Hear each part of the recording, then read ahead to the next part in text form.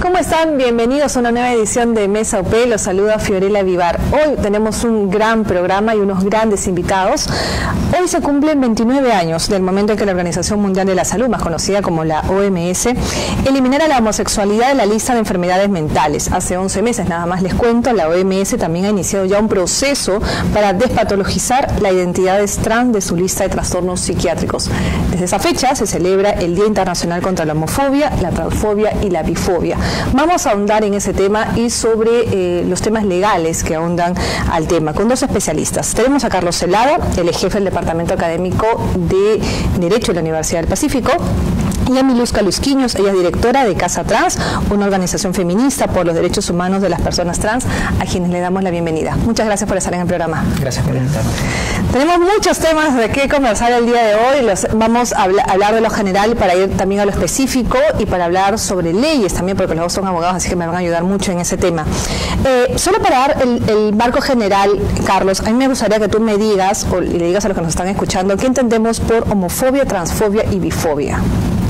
Es muy importante que tengamos en cuenta que la homofobia, la bifobia y la transfobia son parte de estos efectos que tiene la violencia por prejuicio en sociedades conservadoras como la nuestra. Es una forma de expresión de violencia que se da de modo estructural, digamos, porque la sociedad está pensada en claves donde piensan que todas las personas son heterosexuales o que todas las personas son cisgénero, pero al mismo tiempo también de modo cotidiano, ¿no? Quienes somos personas TLGB padecemos discriminación de modos muy sutiles y a veces también de modos muy violentos, y la idea de tener un día como hoy es justamente recordar que hay una tarea pendiente de parte del Estado en atender los problemas de violencia, de homofobia, transfobia y bifobia. Tú me comentabas que hace 11 meses la OMS también inició ya un proceso para despatologizar de las identidades trans de su lista de trastornos psiquiátricos. ¿Qué significa este proceso?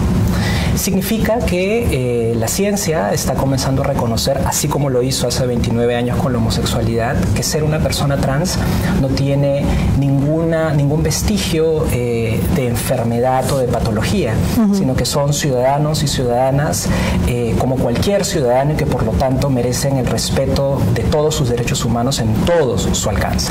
Miluska, tú eres directora de Casa Trans. ¿Hace cuánto iniciaste tú con este proceso o esta idea de tener una casa o una organización feminista por los derechos humanos de las personas trans? Y cuéntame qué significa para ti un día como hoy. El día como hoy, 17 de mayo, para mí, para las compañeras que articulamos en Casa Trans, es reivindicativo, ¿no? Porque nos posiciona y visibiliza todas las luchas que a día enfrentan las mujeres trans en situación de calle, en situación de migrancia, las niñas y adolescentes trans que son víctimas de trata y explotación sexual. Casa Trans responde a esas necesidades, ¿no? Un espacio autogestionado y feminista orientado para orientar a mujeres trans y hacer acompañamiento para enfrentar a todos los tipos de violencia que enfrentan y que transversalizan la identidad y la expresión de género.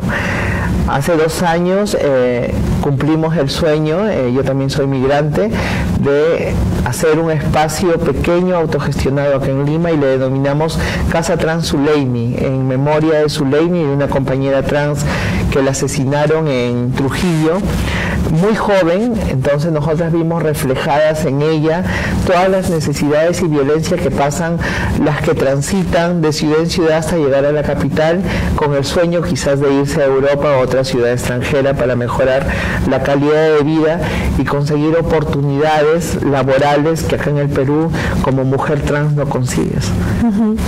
Ahora que estamos hablando precisamente de la violencia y lo que le pasó a la persona por la cual le pusieron el nombre, la violencia continúa presente todavía, Carlos, en nuestra sociedad, que se reproduce con cada crimen de odio que escuchamos día a día.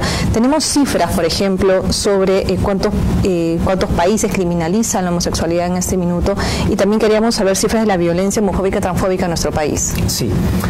América Latina, desde hace más o menos unos 20 años, inició un proceso de descriminalización de lo que se entendía, se llamaba sodomía, que era el tipo penal que se utilizaba para criminalizar a cualquier persona que sea sexualmente diversa, pero básicamente se utilizaba para perseguir personas homosexuales. América Latina, como les decía, ha comenzado a experimentar desde hace varios años este proceso de descriminalización. Entonces, en nuestros países ya no es un crimen, digamos, ser gay o ser trans o ser bisexual, pero la violencia ahora se manifiesta de modos más sutiles, ¿no? Por ejemplo, discriminación en el centro de trabajo, discriminación en el marco de la propia familia, discriminación en los colegios, que si bien es cierto, el Estado no está ejerciendo, digamos, violencia a fuerza directamente sobre cada uno de nosotros, sí plantea formas nuevas de violencia que se perciben de una manera más estructural. En esta parte del mundo, en las Américas, en el Caribe, sí todavía la homosexualidad sigue siendo un crimen, y eso tiene un impacto muy fuerte, por ejemplo, en la atención en centros de salud, porque claro, uno va, por ejemplo, donde un médico, y entre otras cosas tiene que revelar cuál es su práctica sexual, y eso aterra a los médicos porque tienen mucho miedo de estar involucrados en ilícitos penales. Eso, lo bueno es que en el Perú ya no se da, pero como les decía, también ahora se dan nuevas formas de violencia. Hablando de cifras de crímenes de odio, una de las deudas pendientes que tiene el Estado con la población LGB es justamente tener registros de datos oficiales que permitan cuantificar la violencia y a partir de eso elaborar políticas públicas que puedan atender esa violencia. No existe data oficial. Lo que ha existido es esfuerzos desde la sociedad civil para poder reconstruir el impacto de esa violencia sobre nuestros cuerpos. El año pasado, la Defensoría del Pueblo, recogiendo justamente estas bases de datos de sociedad civil, señaló que en la última década existían por lo menos 100 crímenes de odio registrados, denunciados. ¿100 crímenes al año? No, digamos, en el espacio de una década. ¿Ya? Ah, okay. Ahora, yo quiero llamar la atención sobre esta cifra, porque uno podría pensar 100 es nada. Pero, por ejemplo, hay otros registros que señalan que en un periodo de 3 o 4 años se habrían cometido 600 episodios de violencia contra personas LGB. Pero el hecho de que no exista una metodología formal por parte del Estado para recoger esos datos muestra justamente que podamos tener distintas apreciaciones del impacto de la violencia. Pero lo cierto es que el problema existe y que además hablamos de cuestiones que han sido denunciadas, ¿no? Buena parte del problema de la violencia contra las personas LGB es que no se confía ni en la policía, ni en el Ministerio Público, ni en el Poder Judicial para poder realizar una denuncia. ¿Por qué? Justamente porque vivimos en una sociedad que es permisiva y el Estado también, al no tener una respuesta adecuada, manda un mensaje como si nos estuviera diciendo que esa violencia contra nosotros es perfectamente válida. Entonces, yo desconfío del operador estatal y por lo tanto se genera un círculo de impunidad que hace que yo nunca denuncie, porque si denuncio, normalmente mi voz no va a ser escuchada. Milko, tú me imagino que piensas parecido a Carlos. Sí, en torno a la violencia que sufrimos las mujeres trans, hay factores que me preocupan también, ¿no? El no acceso a la justicia y la criminalidad, ¿no? Con que mueren las compañeras o las matan a las compañeras. El último caso que ha conmovido mucho a la población LGTB en general y a muchos colectivos en Latinoamérica es el caso de Claudia Vera, ¿no? Compañera activista, defensora de los derechos de las personas viviendo con VIH y jóvenes mujeres trans, quien fue asesinada, ¿no? Y hasta la fecha no sabemos cómo va el proceso. ¿Por qué no se sabe? ¿Por qué? Porque se tomó en cuenta el nombre social, por ejemplo, para realizar la teoría fiscal de acusación, ¿no? Pero más allá de ello, esperamos respuesta, por ejemplo, del Ministerio de Justicia, que aún no la da, pese a tener un protocolo adecuado para defensoras y defensoras de derechos humanos. Y en respuesta a ello no tenemos ninguna orientación en torno al proceso de Claudia. Entonces, casos como los de Claudia, casos como los que suceden en la selva, criminalización por el tema del VIH, casos con los que suceden muchas veces que no se denuncian, que les pegaron la pareja, le robaron, encarcelamientos excesivos, ¿no? Cosas que no se denuncian ante el sistema, no se evidencian, entonces no reciben respuesta y de eso no tenemos data. Entonces es preocupante no tener una política de respuesta inmediata y de acceso al debido proceso y de acceso a la justicia para las mujeres trans. ¿no? Me gustaría añadir ahí que ahí es importante un concepto importante que, digamos, se maneja desde las investigaciones que se hacen en el espacio universitario y que tiene que ver con la importancia de tener políticas diferenciadas en función al tipo de población que sufre la violencia. Entonces, las personas homosexuales, por ejemplo, tenemos una problemática específica y al momento de atender la violencia contra nosotros es importante tener un enfoque que estudie claramente cómo impacta esa violencia sobre nosotros. Y eso es distinto a la problemática de las personas trans, de las mujeres trans, y también es distinto a la problemática de los hombres trans. Entonces es muy importante tener este enfoque que permita diferenciar justamente estas sutilezas que permitirían al Estado tener una respuesta más adecuada frente a los episodios de violencia en nuestra contra, ¿no? Entonces, esta idea de tener un enfoque diferenciador, que entiendo que el Ministerio de Justicia está dando pasos importantes para poder atender con protocolos específicos a cada población, pero estamos todavía, digamos, gateando, ¿no? Todavía no estamos ni corriendo, ni mucho menos andando en vehículos, ¿no? Hablabas tú, Carlos, en una columna que has escrito hoy para el Diario del Comercio sobre la batalla jurídica legal de estos días, que se enfoca más, según lo que dice ese artículo, en la reafirmación del principio que prohíbe discriminar a las personas por su orientación sexual, identidad y expresión de género, características sexuales. ¿En qué está esta batalla jurídica? Creo que la columna de hoy lo que intenta llamar la atención es que las personas LGB en el país son tratados como ciudadanos de segunda o tercera clase, ¿no? Que no tienen la plenitud de sus derechos. Digamos, eso en el ámbito de lo cotidiano. Pero en el derecho ya se ha logrado avanzar mucho, ¿no? El gran reto es cómo llevar el derecho, digamos, de los libros al corazón de los operadores jurídicos, pero también al corazón de los padres de familia, de las personas, digamos, que socialmente interactúan con nosotros. El principio creo que más importante que ha logrado afirmarse en estos años es el principio que prohíbe discriminar a las personas. Y digamos, ese principio todos lo conocemos, ¿no? Discriminar a las personas por su color de piel, por su condición económica, por su opinión, pero en los últimos años se ha articulado la posibilidad de incluir 4 nuevas características por las cuales está prohibido discriminar y que tienen que ver justamente con la diversidad sexual: la orientación sexual, la identidad de género, la expresión de género y las características sexuales. Y ese principio está ya sólidamente afirmado en el plano jurídico. El gran reto que tenemos para los próximos años en el deseo de construir ciudadanía plena, un país más justo, es justamente tener políticas específicas, políticas públicas, leyes, normas, decretos, protocolos que permitan justamente ayudar a que ya no más pueda haber discriminación por esos 4 motivos.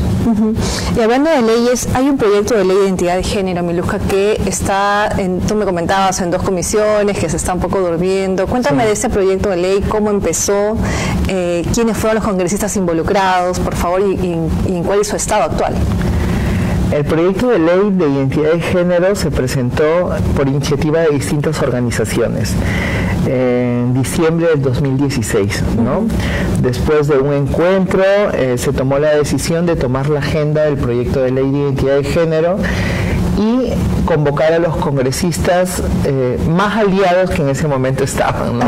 Indira Wilca, Marisa Glave, Belaunde, que dentro de sus propuestas tenían y tienen hasta hoy la agenda de tener una ley de identidad de género en el Perú que permita a las personas trans mejorar su calidad de vida en situaciones de acceso a derechos fundamentales. Desde ese lapso ha sido todo un trabajo de articulación y de información sobre para qué es importante tener una ley de identidad de género.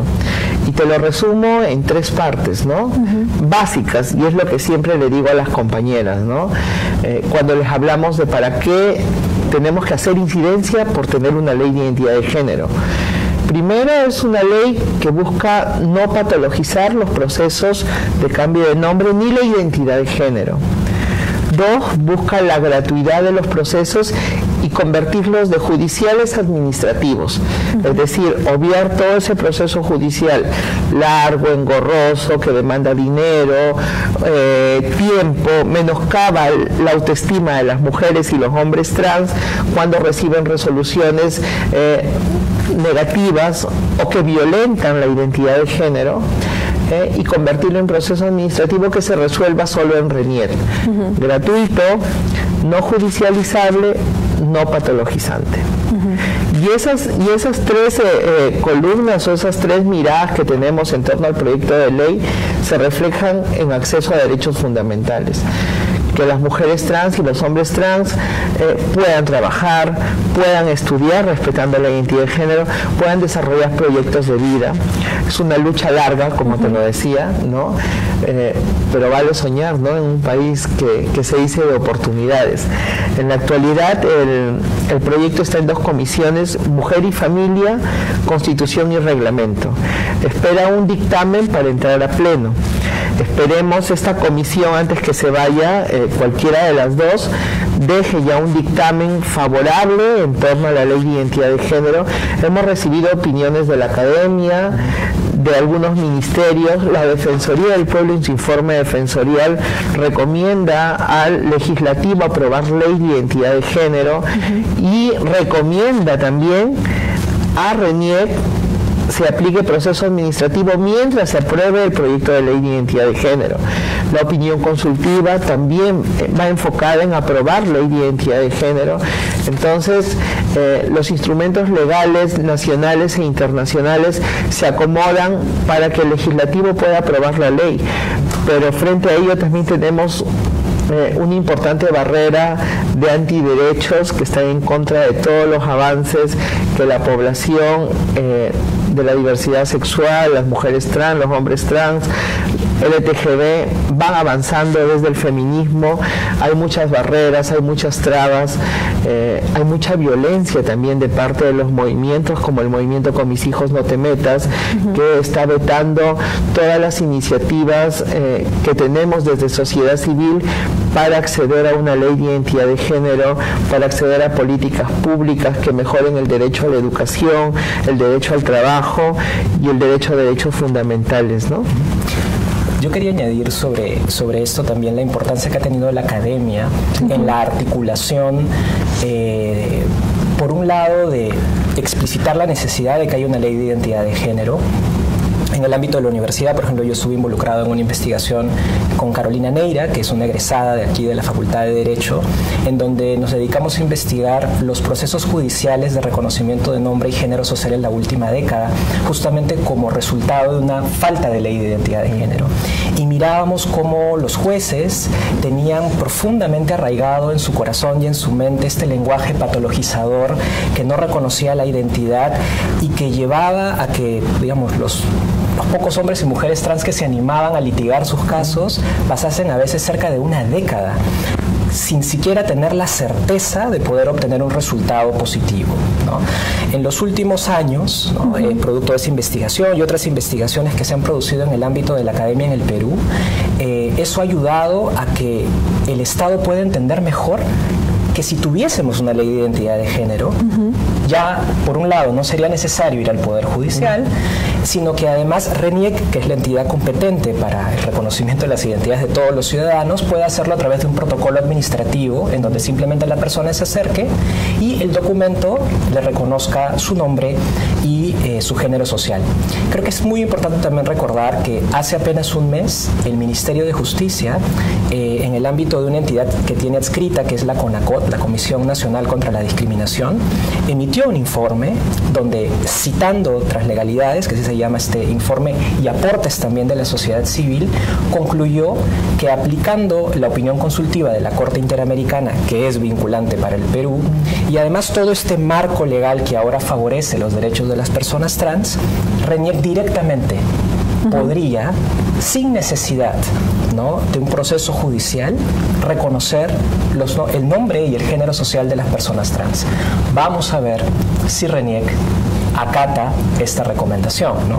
Entre tanto, tenemos que continuar haciendo incidencia por la ley de identidad de género. Mientras tanto, RENIEC, ¿qué es lo que sí acepta? Me comentaban antes de empezar el programa, ¿no? RENIEC puede cambiar una foto, RENIEC puede cambiar una firma, pero eso... Y puede cambiar el nombre y género, pero después de un largo proceso judicial que demanda dinero, tiempo y desgaste emocional. Así es, así es. yo estaba revisando una estadística y que en este momento hay más de 100 procesos de reconocimiento de nombre y género social en curso. Procesos donde estos jueces que investigamos con Carolina de esta década son los mismos jueces, ¿no? Y qué importante. ¿La investigación solo era en Perú o era en América Latina? La investigación era procesos judiciales en el Perú. Yo siempre digo, ¿no? Las normas podrán cambiar, el marco, el estándar jurídico podrá cambiar, pero si no trabajamos con los abogados y abogadas que están detrás de estos procesos, con los jueces que toman estas decisiones, los resultados van a continuar siendo los mismos, ¿no? Y ahí yo creo que es muy importante, por ejemplo, que tengamos este encuentro hoy aquí en la Universidad del Pacífico, pero que además en la currícula educativa tanto de los colegios, pero también como de la formación jurídica de los estudiantes, haya un enfoque diferenciado que permita también estudiar la discriminación por orientación sexual, por identidad de género, que los estudiantes entiendan que ese es un problema que sucede en sus narices y que necesitamos corregir, y que los abogados tenemos herramientas para poder corregir. Es verdad. Y cuando nosotros analizamos qué pasa después de la ley de identidad de género, nos dan la ley de identidad de género, pero los operadores que administran salud, que administran justicia, que administran trabajo, van a seguir siendo los mismos. ¿No? Que discriminaban, que violentaban, que te llamaban señor, que te negaban el derecho. Entonces es una doble lucha, la lucha por acceder a la ley y la lucha por el reconocimiento de la ley de estas personas que resultan siendo los perpetradores de la identidad de género de las personas trans en el Perú. Y hablábamos que el problema se extiende mucho más allá, ¿no? Por ejemplo, veíamos el tema de salud, qué pasa con ciertas normas, qué pasa cuando el aparato de salud realmente no está preparado, ¿no es cierto?, para estos nuevos paradigmas. ¿Qué pasa con la educación? Cuando una persona trans quiere recibir su diploma de que ha terminado, por ejemplo, su etapa universitaria, ¿qué se le coloca, no? Hay mucho ahí todavía por resolver. Hay una deuda pendiente, más allá del tema de lo que implica RENIEC, pero las consecuencias, digamos, de esa falta de atención que ha tenido el Estado con la población trans y con la población homosexual y bisexual en general en el país, deserción escolar, bullying. Hablamos de etapa universitaria, la mayor parte de personas trans ni siquiera acaban la escuela, ¿no? Muchas y muchos de ellos tienen que salir de sus hogares y buscar otras alternativas para poder sobrevivir, y ahí quizás tú... Te hablo de la experiencia de Casa Trans. Nosotros tenemos un sistema que se llama Cedostal. Somos parte de Regla Trans. Regla Trans es una red de Latinoamérica y el Caribe que tiene un sistema de documentación para documentar casos de violencia no denunciados, ¿no? Porque hay los denunciados y hay los no denunciados, que son en gran número y porcentaje mayores. Entonces, cuando revisábamos el informe de 196 casos entre el 2019, entre 2018 y 17, ¿no? Casos que hemos podido sacar por cucharitas, como se dice, porque es difícil que las compañeras te cuenten el caso y quieran que se sistematice el caso, ¿no? Porque quizás encuentran una doble violencia, tanto de quien las violentó como del sistema a donde supuestamente tendrían que denunciar. Entonces, muchos de estos casos vienen de familia, de la misma familia que las expulsa de casa, de la escuela, que tuvieron que dejar la escuela en 6º grado de primaria, en 1º de secundaria, no terminaron la escuela, ¿no? Salieron de la universidad porque las violentaban, el uso de los baños, cosas cotidianas y tan sencillas para otras que resultan complejidad y violencia para mujeres trans que quieren acceder a los sistemas educativos. En el tema de salud, el trato diferenciado, puede haber una norma técnica trans que indica que el trato debe ser usando el nombre social, pese a que la historia clínica diga el nombre legal.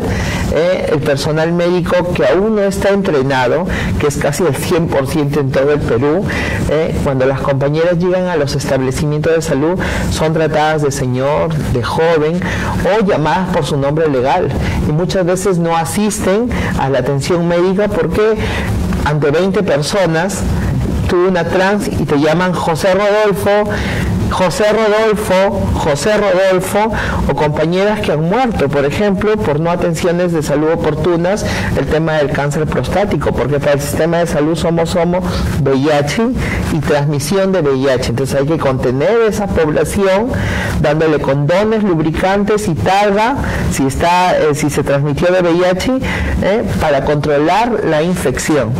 Pero no somos más de salud.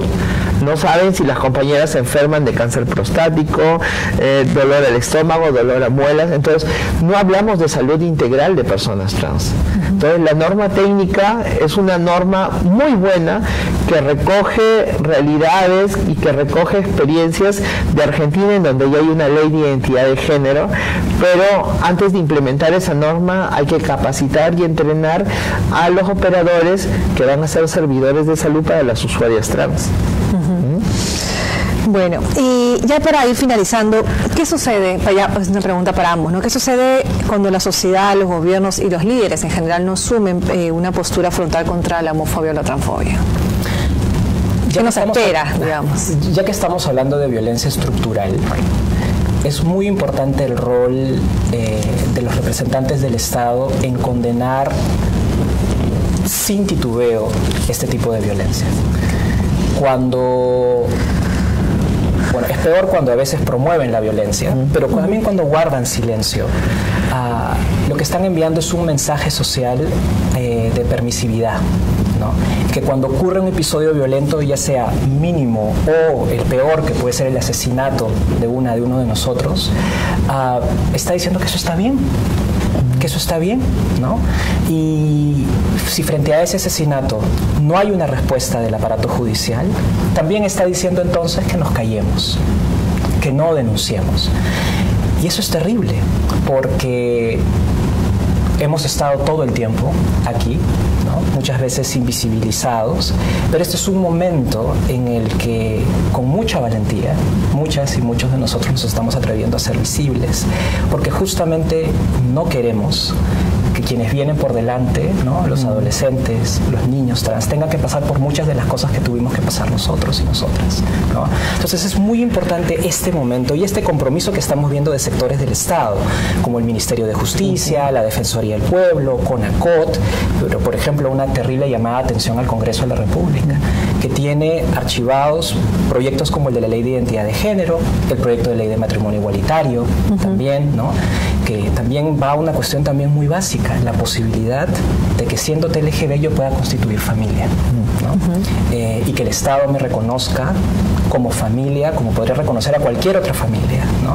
Entonces, creo que es muy importante que continuemos desde la academia, desde la sociedad civil, ¿no? Y también desde las entidades del Estado, construyendo alianzas que permitan construir en el fondo una ciudadanía más democrática, un país más democrático, un país más justo, que incluya a todos los ciudadanos, y eso nos incluye a los LGB. No sé qué piensas tú. Sí, por la misma línea, ¿no? Se viene mucha lucha, ¿no? Y mucha resistencia. No voy a decir que nos están matando, porque ya las compañeras saben que el tema de violencia que enfrentamos es fuerte. El tema de desamparo jurídico también. Hay un desamparo jurídico que nos preocupa a todas las organizaciones de sociedad civil y a mucha gente del Estado, que es lo que me da aliento. He escuchado hablar de ese desamparo jurídico y decir, ¿no?, ¿qué podemos hacer desde el Estado para mejorar las condiciones de vida de las mujeres trans, para que accedan a salud, para que accedan a trabajo? Hoy en la mañana he estado con Sandra Barca, por ejemplo, y la menciono porque es una mujer de Sullana, operadora de salud, que me dijo hace 3 meses, hagamos un consultorio amigable. Y le dije, ¿tú sabes lo que implica implementar un consultorio amigable en un espacio machista como Sullana, en donde sí es cierto, hay una población trans bastante considerable, pero también hay una población de machos patriarcales, fundamentalistas, muy conservadores, y decir que dentro del hospital vamos a abrir un espacio amigable para que las mujeres trans o las travestis o las mariconas se atiendan de manera preferencial en un lugar seguro, cálido, que se respete su identidad, su expresión y su orientación sexual. Es es complejo. Y la mujer me dijo, hagámoslo. Tú consigues el recurso, moviliza los recursos y yo me encargo de sacar las resoluciones. Hoy, 17, el mejor regalo que recibí es que me trae las resoluciones. El 31 lo inauguramos con plata del Estado. Entonces, eso es lo que debemos hacer. Impulsar a que el Estado implemente espacios amigables, crea en el trabajo que hace la comunidad, que hace la población, que no lo vea como trabajo voluntario. Yo sí he discutido mucho con la gente del Estado cuando piensan que las compañeras o los compañeros tienen que hacer voluntariado en el sistema de salud. No. Entonces, ese 17 de mayo que sea reivindicativo, ¿no? Y que sea también de jalón de orejas para aquellos funcionarios que todavía están turureando, ¿no? Y que me dicen a veces por el WhatsApp, queremos hacerlo, pero creemos que políticamente no es correcto. Bueno, háganlo y llámenme cuando políticamente sea correcto para ustedes. Y este 17 de mayo, también para decir que vamos a seguir por la ley de identidad de género, sumarnos al matrimonio igualitario. Creemos en la libertad, creemos en la democracia y creemos en todos los espacios seguros, en la universidad, en las escuelas, en salud, en trabajo, y valoramos mucho también la oportunidad que nos da la academia de poder hablar en primera persona, ¿no? Y acompañar las investigaciones, acompañar las entrevistas y acompañar las opiniones que son de interés público. Muy bien, muchísimas gracias a ambos por esta conversación, ha sido muy gratificante y esperamos pues que sea un precedente también para futuros cambios. Muchísimas gracias a ambos. Hemos estado hoy con Carlos Celada, jefe del Departamento Académico de Derecho de la Universidad del Pacífico, y Miluska Lusquiños, directora de Casa Trans, una organización feminista por los derechos humanos de las personas trans. La pueden buscar. ¿Cómo te encuentran, Miluska? Casa Trans Sulaimi. Facilito. En Twitter, en todo. Muchas gracias. Y nos reencontramos en una próxima vez de Mesa OP. Muy buenos días.